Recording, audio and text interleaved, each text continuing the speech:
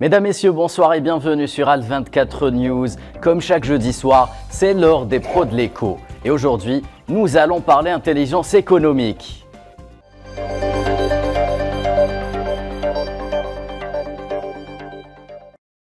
L'intelligence économique, donc, ou corporate intelligence en anglais, cette discipline ou pratique qui s'apparente à du véritable renseignement économique légal avec comme objectif principal faire la différence sur un marché donné, arracher un contrat des mains d'un concurrent ou s'imposer dans une région quelconque dans le monde. Il s'agit de poursuivre la guerre économique par d'autres moyens, comme dirait von Clausewitz, car l'intelligence économique, c'est avant tout le contrôle de l'information par le biais de la veille stratégique, entre autres, en vue de connaître son environnement et s'adapter, voire anticiper les moindres changements dans les chaînes de valeur. Et pour en parler ce soir, je serai épaulé par deux pros de l'écho. Monsieur Abdellatif Hamamda, vous êtes expert en stratégie d'entreprise et CEO de Altex Group. Bienvenue chez les pros de l'écho.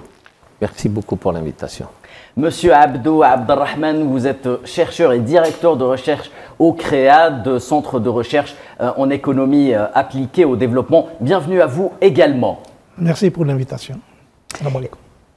Mais avant de commencer le débat, je vous propose de suivre ce sujet sur le rôle de l'intelligence économique dans la vie d'une entreprise. Il est signé Nariman Zekar. Un outil d'aide à la décision, voici comment est perçue l'intelligence économique en entreprise et chez les décideurs. Du point de vue des académiciens, c'est l'ensemble des activités coordonnées de collecte, de traitement et de diffusion de l'information utile aux acteurs économiques en vue de son exploitation. Plus qu'une tendance ou une mode, elle s'impose comme courant de pensée. Mais cette discipline qui s'appuie essentiellement sur la collecte, puis l'analyse et enfin la remontée d'informations est bien plus que cela. Même s'il n'existe pas de James Bond du renseignement économique à proprement parler, l'IE peut être considérée comme telle vu son caractère hautement confidentiel et stratégique. Que vous vouliez investir dans un marché, lancer une OPA sur un concurrent ou réussir votre sourcing, vous devriez vous munir d'un capital data afin d'atteindre vos objectifs. Dans un contexte de marché intégré et d'économie mondialisée qui tendent à la cartélisation des intérêts et ou à la compétitivité, devient avant tout une affaire d'interprétation des signaux faibles, d'anticipation des besoins et de contrôle des réseaux. Et avec l'avènement de l'ère du numérique et de l'intelligence artificielle, l'intelligence économique risque de s'imposer comme la pratique essentielle à toute entreprise qui cherche à se développer à l'international, gagner de nouvelles parts de marché ou atteindre une taille critique sur un marché tiers. Allez, sans plus tarder, place au débat avec nos pros de l'écho du soir. Et l'on va commencer avec vous, Monsieur Abdelrahman. Comment peut-on définir l'intelligence économique en dehors de la définition académique pratiquée dans les écoles de commerce notamment? Merci, chers collègues. Tout d'abord, je tiens à présenter mes vœux pour les téléspectateurs à l'occasion de la veille du 1er novembre. C'est un événement très important qui nous interpelle pour réfléchir un peu au lendemain. Quand on parle d'intelligence économique, sur le plan méthodologique, on parle d'anticipation. Oui. Il faut anticiper, construire le futur et essayer de le maîtriser autant que possible pour ne pas subir un peu l'influence des concurrents. En intelligence économique, nous avons deux pôles. Il y a le pôle information, c'est la recherche de l'information, sa collecte, son traitement. Il y a aussi, tout ça découle un peu, ou aboutit à ce qu'on appelle aujourd'hui la veille stratégique. Oui. Mais la veille stratégique n'est pas suffisante en elle-même. On doit lui associer le lobbying. Il faut, au-delà de l'information qu'on collecte, il faut vendre cette information, il faut essayer de trouver les cibles, les parties prenantes intéressées, donc faire du lobbying auprès des parties prenantes pour les convaincre du projet. Et on ajoute de plus en plus aujourd'hui la sécurité de l'information. C'est les trois piliers de l'intelligence économique, la collecte et le traitement de l'information, le lobbying, 3, c'est tout ce qui est sécurité de l'information, parce qu'un pays ou une entreprise qui ne garde pas, qui ne sauvegarde pas son information, c'est un pays qui va être transparent et qui va être traversé par tout risque. Très bien. Monsieur Abdellatif Hamamda, peut-on dire justement que l'intelligence économique, c'est tout simplement du renseignement ou, entre guillemets, de l'espionnage économique légal? On va dire, si on parle de trouver sa place, c'est-à-dire on parle d'une place locale qui est chez nous en Algérie. Pas seulement. Voilà. Non, si on parle de l'intelligence économique un petit peu dans le monde, aujourd'hui, quand on parle d'intelligence, il y a une évolution du terme intelligence, mais c'est beaucoup plus l'intelligence collective. Alors, je tiens juste à préciser que le terme intelligence n'a rien à voir avec le fait d'être intelligent ou quelque chose qui a trait au savoir. C'est beaucoup plus du renseignement. C'est dans ce sens-là. L'intelligence, comment on peut la qualifier? C'est que tout acte où vous avez une action, vous avez une réaction. Je dirais un programme ou une personne ou toute activité qui n'a pas de réaction, nous on dit qu'elle n'est pas intelligente, ça veut dire qu'elle est morte. Oui. Et c'est ça l'acte d'être intelligent, c'est qu'il y ait ce qu'on appelle une réaction à une action. Maintenant, dans ce qui concerne notre sujet, quand on parle de l'intelligence économique, il ne faut pas oublier qu'à la base c'est une veille stratégique. Parce qu'elle vient à partir de cette veille stratégique. Et quand on parle de la veille stratégique un petit peu dans le monde, c'est qu'on parle de perspective. Et c'est des études, c'est des universités, c'est des écoles qui sont conviées à cette recherche. Oui. Parce qu'il y a de recherche, il y a de l'information et du renseignement, pas dans le cadre du renseignement, je dirais, secret. Voilà, parce que tout le renseignement qu'on peut avoir, c'est des études où on peut en avoir l'acquisition, c'est des données où on peut avoir aujourd'hui l'attractivité. Et aujourd'hui, il faut le dire qu'on a tous les moyens qu'il faut dans l'évolution du numérique, un petit peu partout dans le monde, pour pouvoir développer ces recherches. Maintenant, l'intelligence économique, en termes de veille stratégique, on est en 2022, les gens ont pensé déjà en 2022, ils l'ont déjà pensé peut-être en 1990. Voilà. Donc c'est de l'anticipation, comme disait M. C'est ça l'anticipation, et c'est ça qu'on paye de la pensée de la veille stratégique. Voilà, je dirais en très bien, petite réflexion. Très bien, Monsieur Hamamda. Je reviens vers vous, Monsieur Abdelrahman. Peut-on dire justement que l'intelligence économique, c'est tout simplement du renseignement ou de l'espionnage économique légal, compte tenu de ce caractère stratégique ou secret de l'information? Vous savez, c'est un concept polysémique, dans la mesure où, à l'origine, dans les années 60-70, qui s'occupait de l'information économique? C'était les services. Hein. Voilà. C'était les services et les entreprises n'étaient pas intéressées par ce type de données. Parce que tout simplement, on était dans des systèmes économiques basés sur des produits physiques. Oui. Or, à partir des années 90-2000, on est passé à une autre vision du modèle économique, où aujourd'hui l'information, les services traditionnels ont été démantelés, et les agents de service qui sont sortis, qui sont en chômage, ont été reconvertis par des entreprises privées qui ont monté les services d'information. Donc, on ne parle plus de renseignement, on parle d'information. C'est la même pratique, c'est la même méthodologie. Aller chercher de l'information, cibler des cibles, choisir des cibles, suivre un peu ce qu'ils font. Et du coup, à partir des années 90-2000, on n'est plus dans le modèle économique classique. C'est-à-dire vers la fin de la guerre froide. Oui, c'est la fin de la guerre froide. Voilà. Et l'intelligence économique, c'est un concept, même la veille stratégique, c'est un concept moderne. Oui. Nous sommes pratiquement au même niveau que, peut-être eux, ils nous dépassent dans les pays développés, les grandes entreprises par les moyens, mais on est dans les mêmes préoccupations de réflexion, etc. Donc à partir des années 90-2000, où avec l'avènement du numérique, avec l'avènement du démarrage de l'économie de la connaissance, on s'est rendu compte qu'à la base de toute cette nouvelle économie, ce nouveau modèle économique, c'est l'information. Oui. Celui qui détient l'information détient le pouvoir, détient le marché. Donc, quand on a une information sur le marché, on sait comment faire, on peut anticiper. On ne va pas subir le marché, mais on va agir sur le marché. C'est l'entreprise qui va contrôler ce marché. Donc, on est dans les mêmes pratiques, sauf qu'il y a une évolution, il y a un lifting du concept de renseignement, mais c'est la même méthodologie.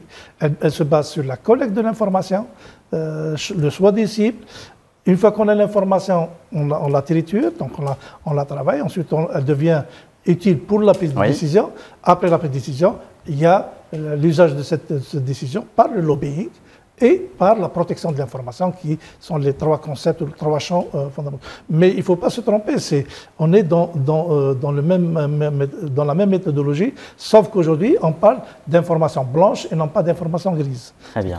Aujourd'hui, il y a des services dans le monde, il y a des bureaux d'études privés qui travaillent, qui scrutent l'information et qui la vendent aux entreprises qui veulent. Chez nous, on a... Sous forme de data, comme on l'appelle. C'est de la data qu'ils vendent, et les entreprises sont entreprise. Parce qu'il faut dire qu'à un moment donné, l'entreprise ne peut pas, face à la multitude d'informations, à la complexité, ne peut pas traiter toute l'information. Donc, ils font appel à des bureaux d'expertise, à des experts qui font ce travail-là. Donc, il y a une évolution, il y a une maturité dans l'approche de l'information. Et au cœur de l'intelligence économique, c'est l'information. C'est comment... L'élément central. Central, c'est l'information. Parce que dans l'économie de la big data, celui qui maîtrise l'information, et aujourd'hui les outils facilitent un peu l'exploitation. Et nous voyons aujourd'hui que celui qui a l'information, c'est celui qui pourra maîtriser son marché. Très bien. Monsieur Hamamda, on associe justement à l'intelligence économique ce concept de guerre économique qui s'étend non seulement au commerce international, mais aussi aux stratégies d'influence que l'on exerce sur une tierce partie ou un tierce pays ou une entreprise, mais justement pour ses propres intérêts. Comment expliquez-vous cela? Vous savez, aujourd'hui, il y a quelque chose qui est réel, que tout le monde est en train de vivre, et dans le monde. Le monde va mal, économiquement, et on est en train de le vivre. Si on va faire une petite réflexion, et on va revenir peut-être 30 ans en marche arrière, ce monde d'aujourd'hui qui va mal, je ne pense pas qu'ils ont fait des études ou des études stratégiques ou des veilles stratégiques qui vont les emmener aux crises qu'on est en train de vivre aujourd'hui. Ça veut dire, toutes les perspectives en termes de prévision, il y a quelque chose qui n'allait pas. Parce que dans le monde, quand on parle économiquement, vous savez, on a ce qu'on appelle les risques. Parce que l'information, aujourd'hui, d'abord, il faut être sûr que l'information qu'on recueille, que c'est une information viable et que l'on peut construire des études stratégiques qui vont nous emmener à une date bien précise et de dire voilà le modèle économique de demain. Ça s'avère qu'aujourd'hui, ce qu'on a vécu avec le coronavirus, que personne n'a pris comme risque, ce qu'on est en train de vivre aujourd'hui avec la guerre, personne ne l'a prévu. Et ça, c'est ce qu'on appelle les risques cringe et les risques value. Aujourd'hui, dans le monde, aujourd'hui, il n'y a pas une institution ou un docteur qui va venir nous dire voilà le modèle économique de demain. Par contre, il y a des signaux faibles qu'on pourrait interpréter. Les signaux faibles et les signaux forts aujourd'hui, qui sont aujourd'hui en termes de veille stratégique, et on est en train de le voir, c'est les pensées des stratèges qui sont les partenaires de qui demain, qui sont les nouveaux groupes de demain. Aujourd'hui, le monde il est en train de changer. Parce qu'ils ont fait, je dirais, une veille stratégique où les chiffres aujourd'hui, les facteurs aujourd'hui, la vie aujourd'hui, elle est en train de changer. Je vous donne un exemple juste pour préciser mon propos. Est-ce que vous pensez que les assurances ont dû faire de l'intelligence économique, de la veille, concernant le risque pandémie, par exemple? C'est sûr que c'est sûr, parce que dans les études, on a toujours ce qu'on appelle optimiser dans les bases et dans les hauteurs du maximiser le risque. Et il y a quelque chose qu'il ne faut pas oublier. Il y a des choses qu'on peut rattraper même si on ne les a pas prévues. Mais aujourd'hui, quand le mal économique, et c'est ce qu'on est en train de vivre aujourd'hui dans le monde, il y a des choses, ce qu'on appelle aujourd'hui la perte de vitesse. Il ne faut pas aujourd'hui se dire qu'on est riche par notre pétrole et du gaz, qu'on va être le champion du monde. Aujourd'hui, l'humain la position stratégique de l'Algérie, parce que quand on dit l'intelligence économique, aujourd'hui, en réflexion locale par rapport à notre position stratégique en Algérie, pour dire l'Algérie est la porte de l'Afrique, est-ce qu'aujourd'hui ou demain, moi je pourrais dire, est-ce que l'Algérie pourrait être la porte des Africains vers l'Europe, vers le monde extérieur? On n'est pas seul dans le monde aujourd'hui. Et c'est ce qu'il faut dire en termes de réflexion. Les données ont changé. Aujourd'hui, il y a une vitesse. Et cette vitesse nous pousse, par la veille, par la réflexion, par les données qui existent dans le monde, de faire partie et de se poser la question qui va arriver le premier. Oui. Et c'est ça... D'où l'intérêt d'avoir l'information. Bien sûr, et c'est ça les éléments qu'il nous faut. Aujourd'hui, l'évolution, on est en train de la vivre. On revient et on se dit, pourquoi on parle de smart? Tout ce qui est smart ville, smart commune. Il y a même un projet du Smart Africa. Oui, c'est smart aujourd'hui, pour vous dire. L'information, aujourd'hui, la démographie dans le monde, elle est en train de changer. Elle est en train d'augmenter. On ne peut pas aujourd'hui impliquer un gouvernement de gérer un peuple qui était 10 millions, qui aujourd'hui est 50 millions. On voit l'expansion de la population. Vous parlez du cas de l'Algérie, encore une fois. Comment? Vous parlez du cas de l'Algérie. L'Algérie, bien sûr, et le monde aussi. C'est pour ça qu'on est en train de mettre en place les outils technologiques qu'on appelle les outils d'aide à la prise de décision dans le domaine de la gouvernance, tous les outils technologiques qui récoltent automatiquement, parce que là, quand on parle du numérique, c'est une autre paire de manches, automatiquement, et qui fait du classement stratégique par rapport à des questions dont on aura besoin, des réponses pour appliquer l'ordre du changement de demain. Voilà la recherche. Très bien. Docteur Abdelrahman, vous l'avez tantôt précisé, voire anticipé, pour revenir au concept de l'anticipation. L'économie mondiale tend justement à passer d'une économie de production à une économie de savoir ou de la connaissance. Raison de plus pour consacrer l'intelligence économique comme pratique ou stratégie d'entreprise à part entière. Qu'est-ce que vous en pensez? Écoutez, quand on parle d'intelligence économique, il faut avoir en tête les deux paliers. Il y a deux paliers. Toutes nos entreprises et toutes les entreprises du monde, même les entreprises algériennes les plus petites, ont fait de la veille. Oui. Ils ont fait de la veille technologique, la veille commerciale, tous les types de veille. Peuvent-elles le faire parfois sans le savoir? Ils l'ont fait sans le savoir, comme beaucoup d'entreprises l'ont fait. Dans le cadre d'une stratégie, tout ce qui est technologie, tout ce qui est les recherches, etc., ils l'ont fait sur le base de programmes. D'autres l'ont fait d'une manière routinière, sans organisation. Et certains, quand on somme les différentes veilles, on a la veille stratégique. Cependant, on ajoute un palier à la veille stratégique, c'est l'intelligence économique. C'est un palier supérieur. Le palier supérieur, travaille sur un environnement mouvant, un mouvement qui change. J'allais dire, l'actualité du terme vient de toutes les crises des années 2000, 90-2000, qui ont fait que tout le monde a changé. La notion de crise est-elle à ce point importante dans l'intelligence économique? Elle est fondamentale, parce que, vous savez, une crise produit des changements. Et les changements, il faut les anticiper, il faut les comprendre, il faut les anticiper. Et de tout, il faut des outils. Parmi les outils, c'est l'intelligence économique. L'intelligence économique va utiliser tous les outils de veille et va essayer de les modeler pour en faire un système ou un instrument pour scruter l'environnement futur. Le futur pour scruter l'environnement futur. Et du coup, tout à l'heure, le collègue a parlé du Covid. Moi, j'irai un peu plus loin. Les changements du monde ont commencé avec la guerre du Golfe. Oui, bien sûr. C'est depuis la guerre du Golfe que les choses ont changé, les entreprises ont changé. Il y a des exclus, il y a des gens qui sont intégrés dans le système mondial. Et le modèle économique a changé. Pratiquement, nous avons l'arrivée des Chinois qui viennent avec un modèle économique hybride, qui fait la synthèse de différents méthodes. Et là, je me permettrais peut-être une digression. Les Chinois qui font énormément d'intelligence économique. Mais ils ne peuvent pas se développer, ils ne peuvent pas maîtriser le marché s'ils ne font pas cette information. Donc, ces changements-là ont fait que toutes les entreprises, tous les pays, dont les modèles économiques ont commencé à introduire de l'agilité, changer. Sauf que chez nous, on est resté dans le système classique. L'entreprise classique, lourde, du coup, bon, le coup de grâce, c'est le Covid.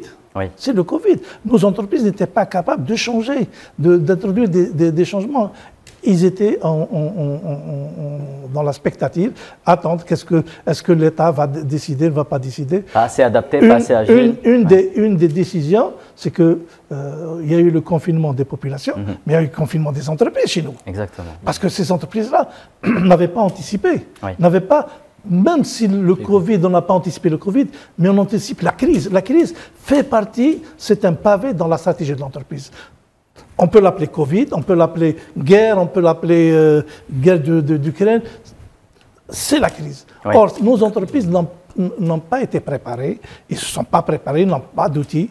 Et du coup, c'est nos entreprises. Mais beaucoup d'entreprises dans le monde, justement, ont été affectées par ces effets du Covid, y compris des compagnies aériennes parfois. Pas du tout. Quand vous prenez les entreprises commerciales, Covid, confinement, qu'est-ce qu'ils ont fait? Ils ont fait du porte-à-porte, ils ont fait du e-commerce, etc. Et donc, vous prenez Amazon, ils se sont adaptés. Il y a eu cette agilité. Parce qu'un des concepts importants d'un modèle économique, c'est le niveau d'agilité. Oui. Quand le niveau d'agilité est faible, tel que nos entreprises, notre modèle économique, on a du mal à changer. Et je me rappelle en 2003-2004, M. Belkhadem, qui était Premier ministre, oui, avait signé un arrêté imposant à toutes les entreprises, tous les groupes industriels, d'avoir une cellule d'intelligence économique. Mais depuis, ça n'a pas été fait jusqu'à maintenant. Il y a eu des formations, il y a eu des choses. Preuve à l'appui qu'on était déjà conscient de l'importance. Tous nos gouvernants étaient conscients. Oui. Les pouvoirs publics sont conscients de nos faiblesses. Mais simplement, on a du mal à trouver les solutions pour sortir. Et ce n'est qu'il y a 4 ou 5 ans qu'on a commencé, on a lancé un premier séminaire sur l'intelligence économique, oui, c'était de sensibilisation. Il y a eu des actions, il y a des ouvrages. On a un groupe de chercheurs avec le ministère de l'Industrie. On a publié le livre blanc de l'intelligence économique, oui, avec les dispositifs de formation. Mais il faut que nos entreprises changent de comportement et passent de la logique du produit physique à la logique du produit informationnel.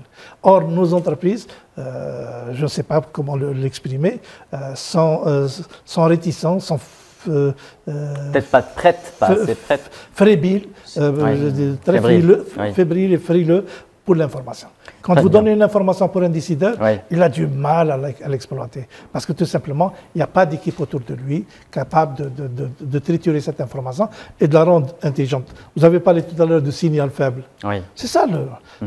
Il faut que nos responsables aient des gens capables de détecter des signaux faibles et les transformer en information stratégique et une information utile pour le système productif. Ok, merci, très bien, merci Monsieur Abdrahman. Monsieur Hamamda, l'Allemagne et le Japon, la Suède ou encore la Chine dont on vient de parler ont depuis longtemps développé des systèmes d'intelligence économique qui leur ont justement permis de s'imposer sur des marchés qu'ils ne leur étaient pas promis au départ. Qu'en est-il de l'Algérie justement qui veut s'ouvrir sur le continent africain ? Je dirais aujourd'hui, en comparaison avec ce qui se passe dans le pôle Nord par rapport à l'Algérie, et quand on dit l'Algérie et l'Afrique, aujourd'hui, en termes de stratégie, développement et de veille, on parle beaucoup et on a sur la bouche cette phrase « l'Algérie, c'est la porte de l'Afrique ». Oui. D'accord ? Moi, je dirais qu'on est en 2022. Aujourd'hui, il y a une reconquête de l'Afrique.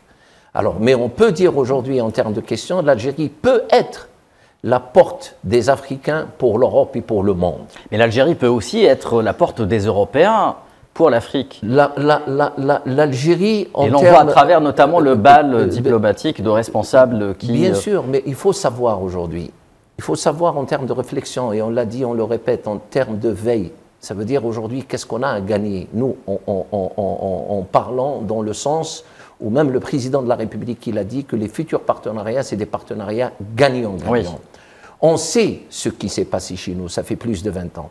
On sait ce qui est arrivé dans le monde et on a dit que le monde va mal. Aujourd'hui, la réflexion des données, ces données-là, il faudrait qu'on les utilise en termes de stratégie de développement. Et quand on parle d'intelligence, je vous ai dit, il y a une intelligence collective.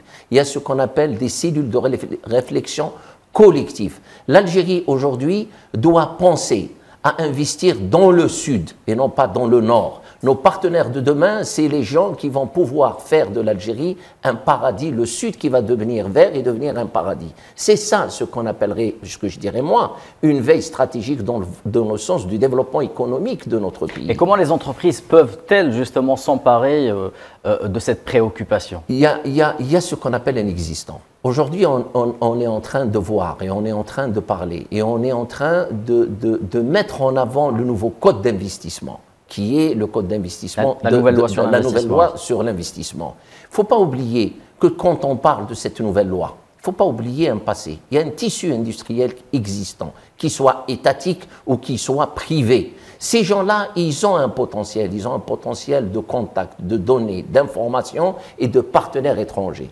Aujourd'hui, il faut travailler, il faut aller vers ce qu'on appelle le développement d'un partenariat, ils l'ont dit gagnant-gagnant, mais gagnant-gagnant comment? Cette réflexion comment? On n'a plus besoin de sociétés étrangères qui viennent déverser chez nous en Algérie des produits pour vendre ou venir à travers l'Algérie pour partir en Afrique. L'Afrique de demain, qui est en train de se construire, on a en Algérie toute cette infrastructure qui existe. On a les autoroutes qui sont en train de se terminer, on a des chemins de fer qui sont en train de se faire, on a même un port qui n'arrive pas à démarrer, mais il ne faut pas oublier que l'Afrique aussi s'organise, parce qu'il y a encore 4 ports qui sont en train de se faire. Alors la question et la réflexion de dire, elle est où notre place? Et là, on répondra, c'est pas parce qu'on n'est pas endetté, c'est pas parce qu'on est riche en pétrole ou en gaz qu'on est les meilleurs au monde. Aujourd'hui, être meilleur, c'est être le premier. C'est un acte de vitesse. On est le meilleur interlocuteur justement des partenaires de l'Afrique. Nous connaissons peut-être un peu ce marché africain mieux que des pays européens ou d'autres pays qui veulent justement passer par l'Algérie ou travailler avec l'Algérie pour aller justement en Afrique. Si aujourd'hui, en termes de réflexion, et on va se poser la question, qu'est-ce qu'on peut faire pour pénétrer le marché africain? Oui. Et dans toujours la notion de réflexion. Grâce à l'intelligence économique, bien sûr. Grâce à l'intelligence économique. Moi, je dirais cette réflexion, sans trop s'attarder. Est-ce que le marché africain il est plus intéressant pour nous au terme algérien ou le marché européen serait plus intéressant? Vous savez que notre diaspora dans le monde, elle se compte plus de 11 millions. Oui. L'Algérie, elle est en France par sa diaspora de plus de 6 millions d'Algériens en France. Partir en Afrique, aujourd'hui, c'est une priorité, parce qu'il ne faut pas être absent. L'Afrique comptera dans les 2 milliards d'habitants d'ici 2050. Et quand on parle de cette expansion économique, de cette réflexion économique, dans le sens, les marchés de demain. Parce que l'Afrique, aujourd'hui, on l'a toujours vu, et le monde, il l'a toujours vu, d'une manière que c'était un marché où on tirait des matières premières. Aujourd'hui, le monde, par sa démographie, il est en train de changer. Et le monde de demain, de 2050, on le sait bien. On n'est plus 10 milliards, on va être beaucoup plus, d'accord? Alors aujourd'hui, les outils que les Européens, que les nations fortes, à forte valeur ajoutée dans leur aspect technologique. On a cette expansion quand on l'appelle les smart cities. Ces smart cities dans le domaine de la gouvernance. Les villes intelligentes. Les villes intelligentes, même la gouvernance intelligente. Quand on parle des villes intelligentes, la gouvernance intelligente. Vous savez, aujourd'hui, l'Afrique, il y a un programme qui est le Cluster Africa. Et ce Cluster Africa, aujourd'hui, il est en train de développer ce qu'on appelle la Smart Africa. Nous, on a tiré de ce programme-là, de ce qu'on appelait les smart communes, de partir à la base ici en Algérie et de remonter en haut. Aujourd'hui, ce qu'il faudrait comprendre, ce qu'il faudrait, pour revenir à l'émission dans son caractère exact, c'est l'information, le renseignement, d'une manière légale. C'est les données, et les données qu'on peut vérifier, c'est des données vérifiables, sur quoi on peut construire l'économie de demain. Et quand on dit demain, ce n'est pas 2023, c'est l'économie de 2030, l'économie de 2050 de l'Algérie. Et ça, c'est la question sine qua non qui doit se poser, se dire qui est notre partenaire, qui va être nos partenaires de demain. Nous, on est partenaires de tout le monde, on est ouvert. L'Algérie, elle est ouverte à tout le monde. On n'a pas de problème, on n'a pas de crise avec une entité ou une autre. Mais les autres pays, en termes de réflexion, ils sont en train de s'organiser. Parce que le pôle, il a changé. Quand on prend aujourd'hui les États-Unis, et ça nous renvoie vers ce concept de guerre économique. Bien sûr. La guerre économique, il y a toujours eu dans le monde des guerres parce qu'il y a eu des problèmes économiques. Maintenant, on les voit autrement. Ça veut dire aujourd'hui, on est en train de partir vers des guerres économiques, surtout en matière première.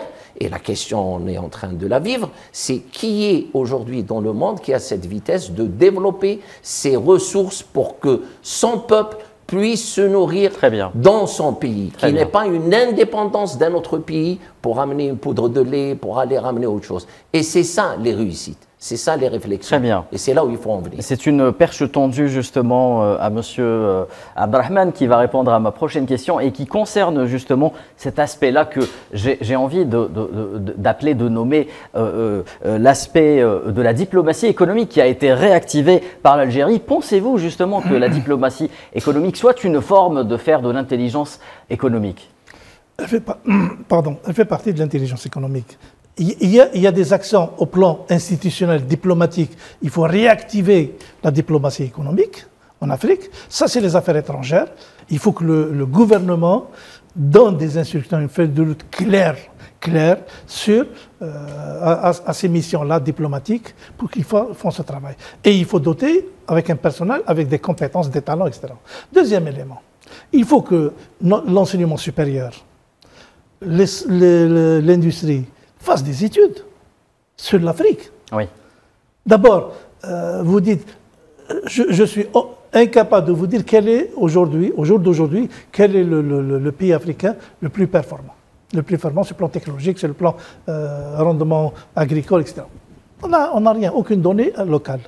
Il faut qu'on ait une base de données. On veut s'intéresser à l'Afrique. Donc il y a cet aspect-là de base de données, encore de data, on y revient à chaque fois. C'est ça. Vous n'allez pas rentrer.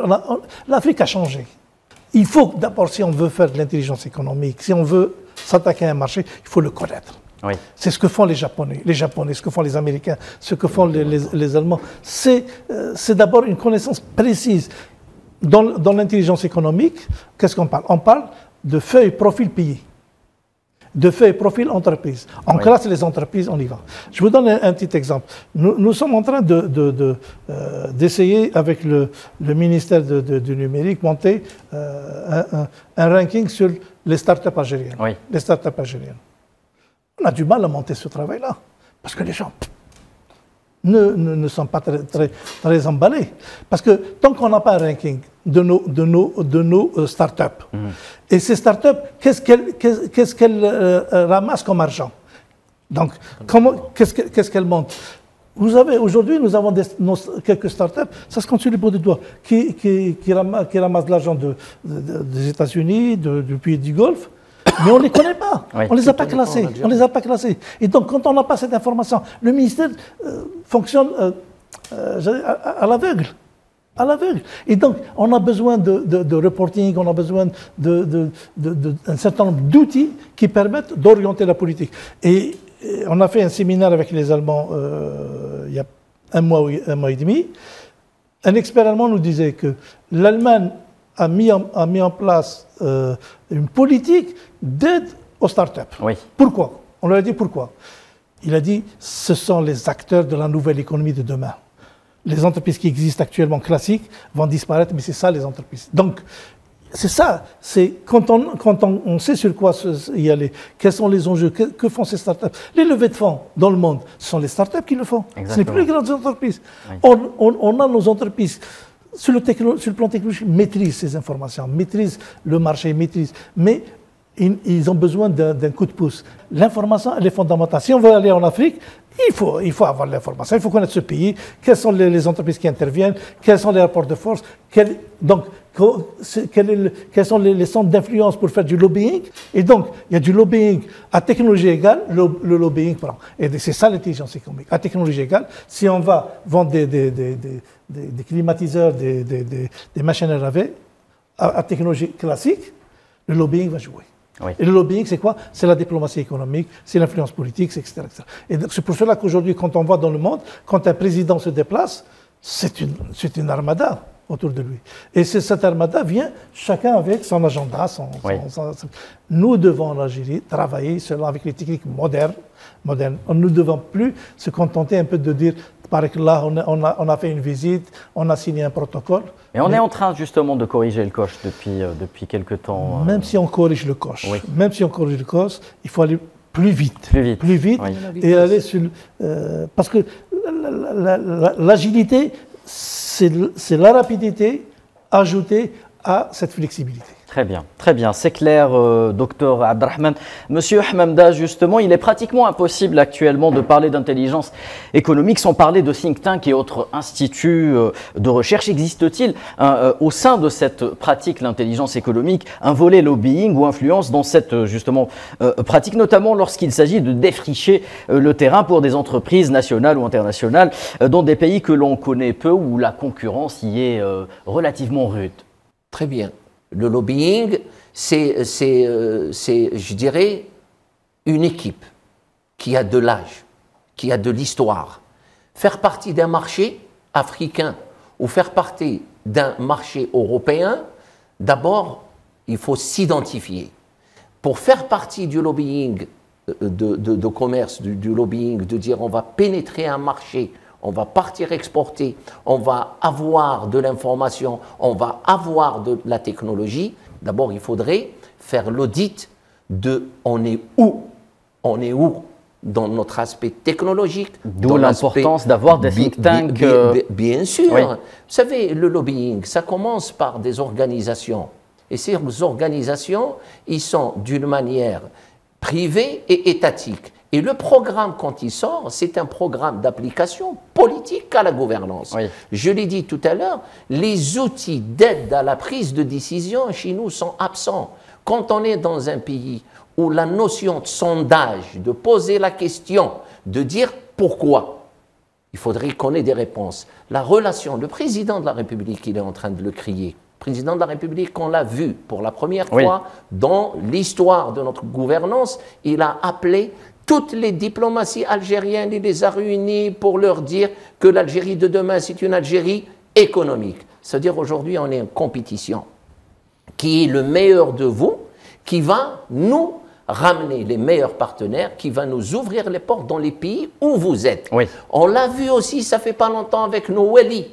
Et tout ça, c'est un appel économique. Il le dit bien, que c'est l'année économique. Ce qui reste de travail, c'est une année économique. Maintenant, les questions. La réflexion, la veille stratégique. Est-ce qu'on le demande aujourd'hui parce qu'on a réfléchi hier ou il y a 10 ans de cela, ou est-ce qu'on s'est réveillé et on va construire, mais pas dans la gestion des dossiers de l'urgence, parce qu'aujourd'hui, la réflexion doit avoir une sagesse. Le rôle des entreprises dans tout cela, justement, vous insistez sur le caractère peut-être gouvernemental qui jouerait justement dans cette pratique d'intelligence économique, mais les entreprises ont également un rôle, et notamment le secteur privé. Je vais vous dire quelque chose qui est très très important. Moi, je suis issu d'un dispositif d'aide à l'emploi qui a plus de 20 ans d'âge. Aujourd'hui, il y a un bilan de ce dispositif et on est en train de voir le changement dans la prise en charge de ces micro-entreprises qui sont en difficulté de puissent être relevées et relancées. Il y a ceux qui sont mortes et ceux qui sont plus ou moins vivantes ou mortes, qu'il faudrait qu'on l'aide pour des problèmes. Le rôle de l'entreprise, le tissu industriel d'un pays, c'est le tissu économique de la petite et de l'entreprise familiale. Cette petite entreprise et familiale, comment peut-elle justement faire de l'intelligence économique? En a-t-elle les moyens? La veille, quand on dit la veille, aujourd'hui, quand on parle, et je le dis clairement, en termes d'économie, on a le ministère de l'Intérieur et du Développement local. Cette économie, il faudrait qu'elle ait ce qu'on appelle une cartographie du besoin local par secteur, par wilaya et tout le reste. Et on construit, et on donne l'information sur le besoin. Nous, on est parti, je vous ai dit, le monoclient. Et ce qui a fait la mort de beaucoup d'entreprises étatiques. Il faudrait que l'entreprise, quand elle est créée, les perspectives, il faudrait qu'on ait besoin en termes de perspectives d'un produit. Et ça, c'est ce qu'on appelle les climats d'affaires. Oui. Et ça, c'est, je dirais, construire l'avenir. C'est de dire, on est en Algérie, on est en Afrique, comment être demain dans le monde, et pas uniquement en Afrique. Très bien, très bien. Et c'est ça la réflexion. Je peux ajouter une chose sur les task force, docteur. Les groupes de réflexion. Vous savez, les groupes de réflexion, ça commence à petite échelle, c'est au niveau des universités, des séminaires. Ensuite, il y a des groupes professionnels qui font des task force. Nous, on n'a pas en Algérie ce type-là. On a tenté en 2014. Il y a des petites choses, mais il y a des petites task force, mais des trucs informels, parce qu'on ne veut pas les formaliser, je ne sais pas, je ne rentre pas dans le détail. Mais je voudrais revenir sur une chose. Je vais enfoncer le clou davantage. Tous les séminaires... Alors, ce n'est pas l'objectif, restons sur l'aspect global, justement, parce que des choses. Si on veut aller à l'Afrique, tous les séminaires qui s'organisent au niveau des universités, même les task force, les pseudo-task force ou les task force réels professionnels qui travaillent, qui réfléchissent, les groupes de réflexion qui réfléchissent, je n'ai pas écouté, je n'ai pas vu une task force consacrée au Rwanda ou à l'Afrique du Sud ou à l'Éthiopie. On est dans le localisme. C'est des thématiques qui s'intéressent au local, à l'Algérie, mais on ne s'intéresse pas. Dans ma carrière professionnelle de chercheur, je n'ai pas assisté à un séminaire sur le Rwandais. Or, le Rwanda, c'est un success story économique. On aurait pu faire un séminaire de voir qu'est-ce qui fait que... C'est ça l'intelligence économique. C'est les premières réflexions de task force. On avait des missions commerciales. Non, je dis, les missions commerciales ont leur mission. Il faut les activer, il faut les redynamiser. C'est le premier relais, justement, en matière d'information. Il faut donner une feuille de route. Mais les think tanks ou les task force, les think tanks, c'est d'abord réfléchir sur un pays. Qu'est-ce qui fait son succès? Qu'est-ce qui fait son échec? Un pays comme l'Érythrée, qui est un pays qui n'existait pas dans les années 60, aujourd'hui c'est un succès économique. Pourquoi on ne s'intéresse pas? Parce que tout simplement, nous manquons d'audace. Et on est cloisonné et nous n'avons pas cet esprit d'aller produire de l'information pour les décideurs publics. Parce qu'on attend qu'on nous dise, faites un séminaire sur ça, réfléchissez sur ça. Or, on ne prend pas d'initiative de dire, voici, nous avons réuni un certain nombre d'experts sur un pays, et on a la fiche technique des pays qui va servir pour la mission diplomatique, qui a une autre mission plus fine, donc des informations plus fines, etc., pour que l'entreprise, quand elle y va, l'entreprise, vous savez, l'entreprise... Quand elle trouve en 30 secondes, s'il vous plaît. Quand l'entreprise trouve un intérêt en Afrique, elle y va. Quand elle trouve un intérêt, elle n'y va pas. Très bien, merci. C'était fait en 10 secondes à peine, et c'est avec ou sur ces paroles que nous arrivons au terme de cette émission. Merci à vous, nos pros de l'écho du soir, de nous avoir éclairés. Merci à vous, chers téléspectateurs, d'avoir été avec nous. Je vous dis à la semaine prochaine pour un nouveau numéro des pros de l'écho. Restez fidèles à votre chaîne Al24 News.